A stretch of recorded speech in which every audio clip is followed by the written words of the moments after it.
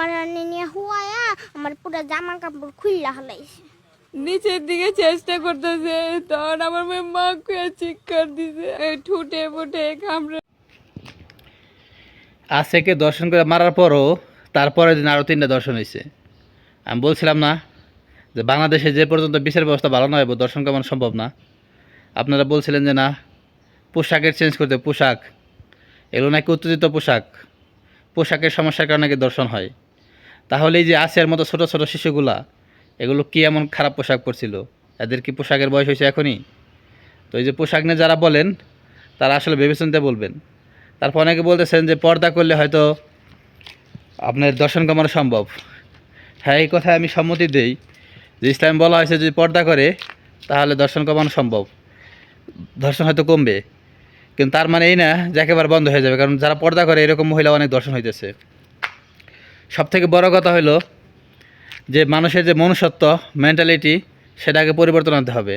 যারা আসলে দর্শন করে তারা আসলে জালেম, তারা আসলে পর্দা বোঝে না, তারা ছোট বোঝে না, শিশু বোঝে না, তারা একটা পাইলেই দর্শন করে। তো এর জন্য কী করতে হবে?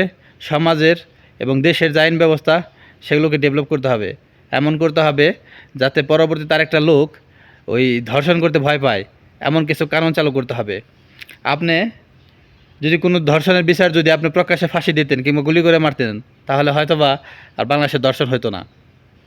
সেই জন্য বলবো এখানে সবথেকে বড় দোষ হচ্ছে আসলে বিচার ব্যবস্থার। আপনি কুষ্টিয়ার একটা ঘটনা শুনছেন কিনা যে ধর্ষণকারী কিন্তু 6 মাস পরে সে মুক্তি পাইছে, জামিনে মুক্তি পাইছে, এখন সেখানে আবার আন্দোলন হয়েছে। তো একজন দর্শনকারী যদি জামিনে মুক্তি পায় আর 17,000 দর্শনকারীর মধ্যে যদি 3,000 বিচার হয় আর 14,000 যদি না হয় তাহলে সেই দেশে দর্শন অবনত কী হইব? এটা আমরা আগে থেকেই জানি।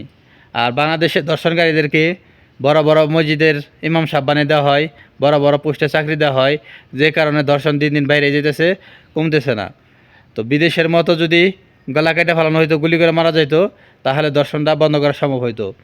প্রিয় দর্শক, যদি আপনারা আমার কথায় একমত থাকেন তাহলে অবশ্যই কমেন্ট করে জানাবেন।